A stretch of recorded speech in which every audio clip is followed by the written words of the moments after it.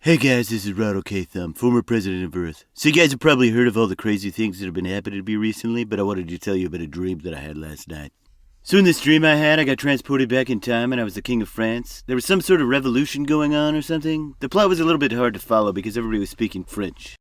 But it was really bizarre, you guys. There was this regicidal mob and they were carrying torches and beating people with sticks and wearing funny hats. But the pastries were good though. I ate a lot of eclairs. There was this guy there named Robespierre, and he was a real jerk, let me tell you. Real grade A jerk. He and his buddy, whose name was like Juice or something, kept putting people on trial. It was a lot like watching the January 6th committee meetings, except not as boring, because there was a lot more action.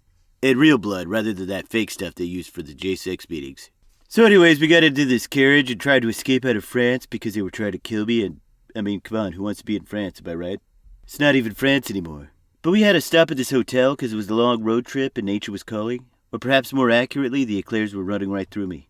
So after I completely destroyed their public restroom, I was standing in front of the vending machines when some guy recognized me as a future president of Earth from a Galacticus Man comic book he'd read. And they sent me back to Paris to stand trial for a bunch of misdemeanors that they called treason, even though I was the King of France in the dream. And then Robespierre was like, "Were you not found jaywalking to your hotel resort in Versailles?"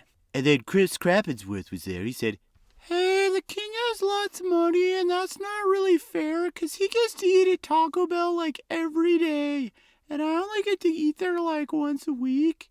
So that's not really fair. We need to add that to the charges." Ah, is this true? Did you use taxpayer dollars to eat at a fast food restaurant? Actually, I think my successor has eaten more taxpayer dollars worth of ice cream than I ever ate fast food. But he gets a lot of exercise falling off of bicycles, so he's not as fat as I am. You cannot say fat. It is insensitive to the people who are, well, fat. Actually, they're okay with that now because of, I don't know, Lizzo or something. And that's probably a good thing because I eat a lot of eclairs and Taco Bell. Ah, so you admit to failing to be a puppet to the leftist agenda.